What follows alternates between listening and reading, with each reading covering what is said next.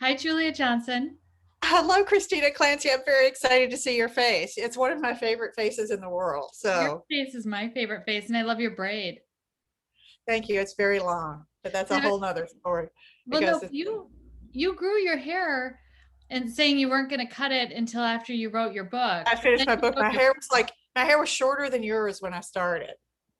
And I have cut off since I turned my final draft in, I cut 4 inches off of it. So it's crazy. Are you going to cut My the daughter was just here. I meant to get her to cut some off before she left, but I totally forgot about it. whole? So anyway, Well, thanks for joining me. We're going to record this for Arcadia Books in Spring Green, Wisconsin. Have you ever been to Spring Green? no. Have I been to Wisconsin? I'm not sure I have been. Well, this is uh, I've been to Michigan. They're not the same. you're That so was me close. searching my brain. Yeah, Spring Green it's near Madison, and it's Mhm. called the driftless area because it's where the glaciers never flattened the land, so it's really rolling. And Frank Lloyd Oh, Wright, his uh-huh. Taliesin was in Spring Green, Wisconsin, Oh, and I didn't know that. yeah, and there's this crazy place called House on the Rock, which is Coco went there with your daughter. My daughter went with your daughter. So yeah, it lives up to its reputation. she told me all about it. I was very Yeah. excited. So someday I'll see it too. Yeah. So, Well, and someday you're going to come visit and we're going to go to Arcadia because it's the most lovely, adorable bookstore. And everybody who works there is so nice. And they have this great cafe and it's in the middle of town. And it's there's this huge theater called American Players Theater right near Arcadia. So everyone comes to visit and buy books when they're going to see shows. oh my God, that sounds so fun. I'm all over that. So this is where I think we should tell the story of how we know each other because our daughters are friends. Because, do you want to take it away and tell this story? Okay, I'll start it and then you can fill in. And I can weigh in. So I found out that audiobook narrator for my first book, The Second Home, was Tavia Gilbert. And then I saw that she had also narrated Be Frank with Me, your first book. And Mhm. so I was on Twitter and I said, "Oh, it looks like Julia Johnson and I are related. We have the same audiobook narrator." And then we just started tweeting madly back and forth, like sending messages. And I was coming to LA and you said, "Stay with me, stay in my house. You don't need to pay for a hotel." And I was like, "Is that okay?" I wanted to, but I'd never met you. And I was like, "Is this And I start fine?" telling the story now. So she's like, sounded very nervous. We've never met. I mean, I've got my whole family with me. And I was like, that's okay. We got plenty of room for them because my children were like not living here at that point. And she's like, I don't know, because I think she was worried I think you were worried that we were gonna harvest your organs and I was gonna get a whole bunch of them since your whole family was gonna be here. But it was so fun. You Like I do have talked you my into kidney it. now. What's that? You do have my kidney now. I do have your kidney. Well, Coco's always losing an organ. Now, like she had an appendectomy, she's had golf. So I need to keep some in the freezer. You never know. Yeah. So, but and so when we had a week together and after Christy left, my husband said to me, oh my God, she's like the tiny Midwestern version of you. And I was like, I know. So it was very exciting. Well, and my daughter's breakfast has changed forever because when she stayed with you, she's been eating Oh, her breakfast of fresh fruit and cottage cheese from Trader Joe's, right? yeah, Yeah, papaya and fruit. So, yeah, I've touched so many lives, Christy. you So, have, and it's fun to talk about our books together because your book just came out in January. mhm. Better luck next time. You can see it behind you, and that book seems it's kind of similar to Shoulder Season because Yes, it's unexpected female friendships, yes, which is like what we have. So, but yeah, keep talking. I it's want to hear more about me. Say nice things about me, and then it'll be. well, you do have a beautiful home, and your book is lovely. And both of your books, Be Frank with Me, your debut is incredible. Everyone I recommend your books to loves your books. Oh, that's so They great. they'll always send me Ditto. And the messages. thing that's so crazy is like Christy's book, like when she was here and her book had just come out. Had it even come out? Yeah, it had just come out, I think. And she'd already written another one. I was like, oh, I don't know if we can be friends because it took me forever to write the second one. And you're just like, oh, here's the second one, It was so. hard though. I had a 2-book contract and I had to finish the second book within a year. And I just worked super hard at it. And now that I don't have a deadline for a third book, I feel like I'm just taking my time. Mhm. Yeah, because I did that after the first one because I was so in shock over the whole thing that it had happened and it did well. I was like, okay, let's have a drink, everybody. So, yeah, it's a weird situation to do, but you were so effortless in your like coming out with the second one. I was very envious of you, I have to It, say. it's But not as effortless as it seemed. well, you just made it look that way. But Oh, the female friendship thing is fascinating to me because your book, like my book, is like these women are just thrown together randomly, and it's all kinds of different women, and like the alliances they form and who they become friends with. Because like in your book, her roommate Sherry's the narrator, and her roommate's Val, right? And hmm. she doesn't think she's going to like Val at first, but then she does, kind of thing. And I was just talk about that. I liked that a lot. So. Yeah, well, I was thinking about when you meet people, the Mhm, kinds of assumptions that you have. And it's also interesting talking about our daughters, mhm. because like my daughter is really drawn, she really likes people who have really large personalities. Like the Well, now we know why she and Coco are friends. exact like yeah, like the bigger the personality, the better. She's totally comfortable with that. So it's interesting to think about my character being about, she's younger than our daughters are, which is so weird to think Oh about. my God. Yeah, that's Um, crazy. yeah, Because but she's really like, she's only 19, right? yeah, and she not only is she 19, but she's kind of an emotional years she's even younger because Yeah. she had to take care of her parents and Mhm, her mom was really sick for a long time. She couldn't get into trouble and learn, life's lessons at an earlier time. So she's kind of thrown into this world where she has to learn life's lessons really fast and meet all these girls that, she's on different footing with them than she was with the girls in high school. In high mhm. school, she was kind of made fun of. Like she would read books like How to Be Your Own Best Friend when she was in high school. And then she gets to the Playboy Mansion or the Playboy Resort, and she's just thrown together with a bunch of different people, and she's not sure if they'll like her or and she realizes that the ground has leveled a little bit, the playing Mhm. field is leveled, and she can be more on par with them. She starts developing some confidence that way. Yeah, no, it's interesting because like I was like, man, in some ways she's like a middle schooler almost. And my daughter had a tough time when she was like around 14 and many tears were shed. And I was like, look, oh, because what, how did it go? Oh, it was when she went to middle school, it was a magnet school for all the smartest kids in LA. And she went from being always the smartest kid to being in the middle. And it was shocking for her. And I was like, look, better now than in college. Because you would see people who'd come to college and just totally fall apart because they weren't on top anymore. And I was like, you've got me to cry on now, which is nice. And Sherry doesn't have that. I hadn't even thought about that angle Yeah, of it. no, I thought of it as a time to reinvent herself. Just like I kind of think I've been hearing a lot more about people our age reinventing themselves. Mhm. Like to even believe as you get older as a woman that you can keep reinventing yourself and keep trying new things. And Mhm. the I was Jamie Brenner gave a talk last night about her book Blush that I went to, and she was talking about how she likes writing about women who are older Mhm. because they aren't in their final act. Like they can keep changing their life and doing different things, and she wanted women to believe that. And that's partly why it's fun to write about Sherry when she's remaking herself when she's 19, and then also when she's 59 at Mhm. the when she comes back and she's thinking about things and trying to put her past in the context of her present and deciding, she's in the shoulder season of her own life. She's not at her peak, but she's not in her off peak. So she's trying to figure out like what to do now. Oh, see, you're real smart. I hadn't even like looked at it that way, but of course that's what it's about. you know and it's funny, in my book I have a character who's older. We sort of never know how old she is because it's the 1930s, so somebody who's like 50 could seem like they're 70 at that point. But you know the guy who's it's narrated by a man, and he there was a character that a lot of people sort of laughed off, but then at the end when he achieves one of his life objectives, he's like, that's who I wanted to tell, because she was the one who would understand how very important it was to me, because she'd been some places and seen some things. Mm-hmm. So yeah, I hadn't even thought about that.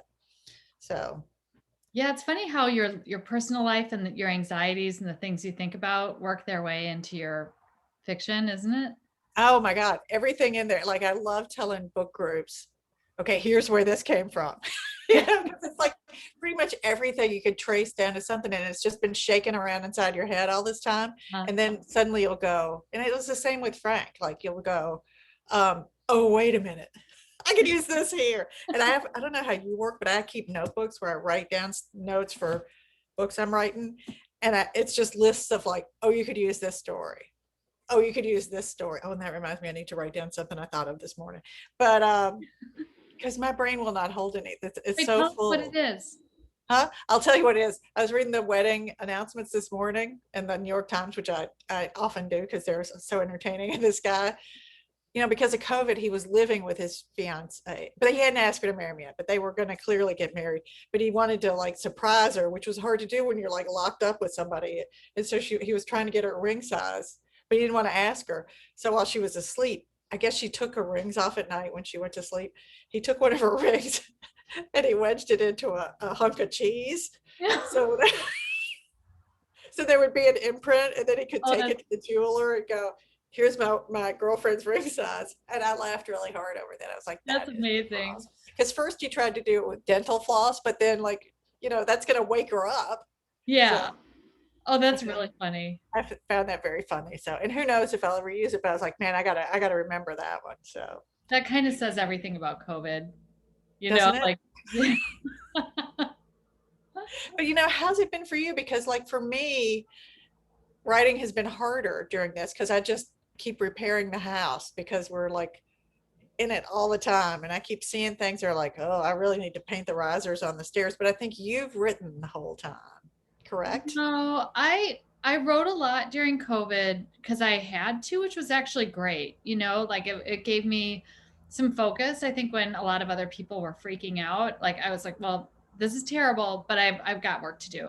But it was Mm-hmm. hard to find a place to do it without a lot of other voices and people clicking spoons against bowls and tweeting and conference calls from my Oh husband's my work God. and laundry machines and all that stuff. So I had to, really become good at putting in earphones or, trying to find other places where I could work without being disturbed.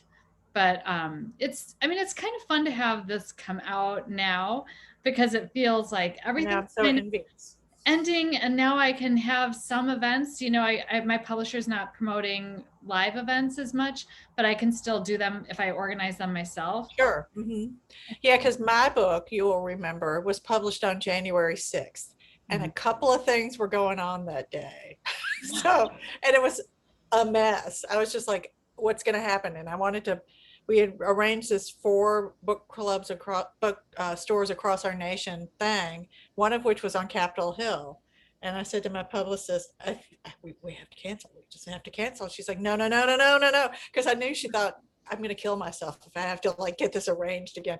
And Uh-huh. so Stephen Rowley, we're friends, both of us are friends with him, was my moderator. And I said to him, Stephen, you know, I cry, so it's your job to keep me from crying. And he's the Mhm. funniest person alive and so delightful and charming, aside from us, and so delightful and charming. And so he kept it going. But it was weird, you know, I'm very envious of you that you even get to go to a bookstore because there was none of that for Yeah. me. So Yesterday I went to a bookstore and I was in the bookstore while somebody bought my book. no, that's so exciting. It Like, was did you so know him or was just like a random no, person? just this woman named Lisa. And I was like, I wrote that.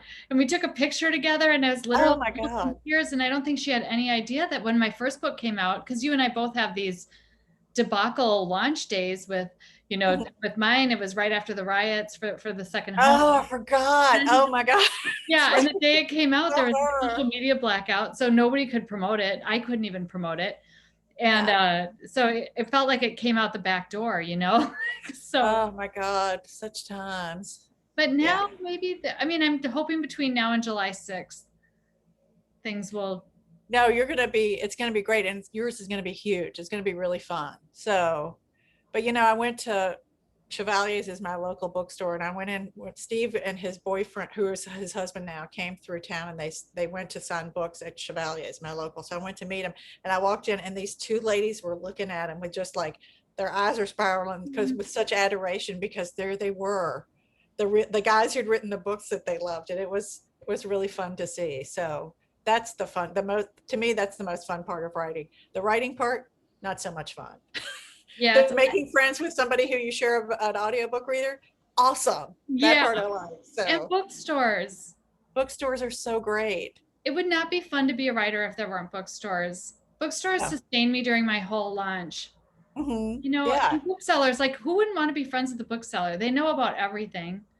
Yeah, they can tell you which books are good, because some books are hyped and then you read the book and you think, well, I didn't really like that book, but the booksellers will tell you which ones are really good, which I very much appreciate. So yeah, they're the best. So in my book, you know this, I named a lot of characters after booksellers because I had read so many books that set in the 1930s, and one of them was about this guy named F. Scott Fitzgerald. Maybe you've heard of him. He wrote a book called The Great Gatsby that's kind of good. But he was talking about how he named characters after people he was friends with. And I was like, oh, and I have such a hard time with names. So I was like, oh, that's a good idea. I'm going to name it after friends of mine. And I was like, well, relatives are out because then they'll be like infighting. So I couldn't do them. So I was like, what friends of mine would be so excited to have a character named after him? And that was like booksellers. And it affected the course of my novel. I mean, it was amazing once I picked them. Like one was named Portia, and I named a character after her, and then it affected the whole trajectory of the novel, which was sort of great. And that's what's so fun about, that's the fun part of writing novels, is the random things that affect how it plays out. And then you've had that kind of experience too, I think. Yeah, but it's funny because when I was naming bunnies, Mm-hmm. I really felt like it would be fun to name bunnies after my friends. But then I didn't want to do that because I want my characters to sometimes make mistakes or be vulnerable or have bad things happen to them. And if I name them after my friends, then I'm going to be afraid to do that. And I also don't want, like with Playboy bunnies, it's kind of a weird thing to name your friends after Playboy bunnies because I don't know, it just seems like you know that then you want them to behave a certain way that maybe your friends wouldn't necessarily behave unless they were Playboy bunnies. It's fun to imagine my friends as all Playboy bunnies. Like you would be a fabulous Playboy bunny. Don't you think? You know, I mean, like, say no more. But yeah, but see, that's the thing, because booksellers get it. Like they understand that, like, you don't have to be like the person that your character is named after. I thought it was super brilliant of me to think of that, I have to say. So, because it was such a gift, because it's so hard to name characters. I don't know if you struggle with it, but man, it's the hard, you waste days just going Mary or Maria. Oh no, and they matter. I had a character whose name was Mary in an early draft of a novel that's now it's never going to see the light of day. But one of my friends, Lauren Fox, she said, "What if you just named her Kitty?" And it changed everything, didn't it? Changed everything. So a character name really does matter. Yeah, no, it's true. Lauren Fox is also a genius. So, she's a genius. Yeah, her book is also awesome. It's called Sin for Me. I know you know this because you knew her before you knew me, and that's how I know her, is because of you. And that's why it's so fun to like do stuff like this, because you get to meet people you would never get to meet. So, although I've never met her. And also the writing world is a little smaller than you'd think. Mm-hmm. It's, you know, once you meet with some people, it turns out they know everybody. And mm-hmm. So. Yeah. And when we go to Harbor Springs together, we're going to a book festival, and we're going to like, I hope we don't set any buildings on fire. That's all I can say, because it's like, let us at it. We're going to see some people and have some fun. So we're going to have the best time. And you know, when you're here, maybe we can try to get you to come to Wisconsin. We can go to Arcadia. That would be so fun. I would love to see. There's nothing more fun than going to bookstores. So there isn't. Yeah. So. Well, yeah, I mean, I love talking to you about books too. I so many of the books I read are from you recommending them as well. So it's fun to, you know, hear you. It's even just to have you read my book was so much fun. I got to read it twice. That was really fun. I haven't read Steve's twice. I read his in manuscript pages, and I really don't remember anything that happened in it, even though I loved it. So we were talking earlier about how like, it's like, wait, I can't remember what happened now. One of my friends used to say, I love gossiping with you because you instantly forget everything I tell you, which is why I have to write things down. So Yeah. anyway. Well, I think it'll be I mean, it's really fun to write about other women, you know, and how women develop and change through time, and what life is like being a woman, inhabiting a woman's body, being looked at by men, how women change their behavior around different men, you know, how Because that was really interesting in yours when she was like, when Sherry was talking about all the different ways people did, you know, what really made me laugh so hard was how, like, when they dropped something, they had to lean over backwards to get it. You yeah. know, and I was just like, that requires a lot of flexibility. Yeah. And I loved all the bunny rules. The bunny rules were really great. So Yeah, they were so different than I thought. I didn't know anything about bunnies when I started this book. And then I all my research revealed, at least for the Playboy Resort, that there were a lot of rules and it was not what you'd think. It was much more like a family resort. and I loved him playing tiddlywinks with the little kids. And supervising Easter egg hunts. Oh my God, I know. Well, you know, you want a bunny at your Easter egg hunt. Yeah. So did you try an outfit on? I guess nobody had one anymore of the women you talked to. Well, one of the bunnies I interviewed actually brought her outfit and she showed it to me and it looked like you know, like a 4-year-old girl wouldn't be able to fit in it. It was Really? so small. Yeah. And it was bright orange. And it had corsets like whale bones practically on the inside. It was Oh my not, God. Did they wear underwear under it? Do you know? I don't think so. And then there's that part where, I mean, this is kind of gross, but well, but you know, if you get your period, Oh, that's right. I remember that part because she's like, I gotta, excuse me, pardon me for a minute. yeah, because you only have 2 of them. And if you ruin them, you know, they're not really your property. Yeah, yeah. A It's hard crazy being a world. woman. Our bodies are hard. I know. Oh my gosh. Don't get me started. We'll be here all night. So anyway, but yeah, I did enjoy, like in my book, there was a woman who was an aviatrix. It's the 1930s, 1938. And people kept trying to pigeonhole her and make her like, you know, ladies don't do this kind of thing. And she's like, screw that. I'm totally doing it. And that was really a fun character to write. And all the women in mine were they were sort of breaking it because they were all getting a divorce. So they were sort of not sticking with what society was telling them they were supposed to do. So that Don't you was think we like reading books about women who break rules? Because a lot of us don't break a lot of rules. Mhm. You know, we can kind of do that vicariously because it's hard to be bold in our own lives and it's hard to take risks. Yeah, maybe for you. I'm teasing you. No, yeah. Just wait till we're Wait till having we get to bank. Harbor Springs. Yeah. Hang on, buckle up, baby. Yep. It's all about to change, and then we'll write a memoir about it. Exactly. And They're you like, guys can read about that. they seem perfectly lovely when you first met them. Absolutely. So, Well, my Julia, God. thank you so much for joining me for this conversation. Yes, everybody read Christie's books. They're really fun. They have some dark moments, but you know, that's like life also. And I look forward to coming to the bookstore with you so we can meet everybody because I'm sure you know them all. Yeah, but they're going to worry now that we're going to burn it down. Not bookstores, never bookstores. It's never bookstores. Never bookstores. Our rule is we'll destroy everything but the bookstores. Yeah, exactly. And then that will be all that's left standing. Yeah. It's a way to drive business to the bookstore. We should write a post-apocalyptic novel where all that's left is bookstores. Oh, that would be so fun. Oh, let's do it. Like, okay. Okay. All right. Deal. Thank you. I'm on board. So, okay, sugar. I love you. I love you too. Bye.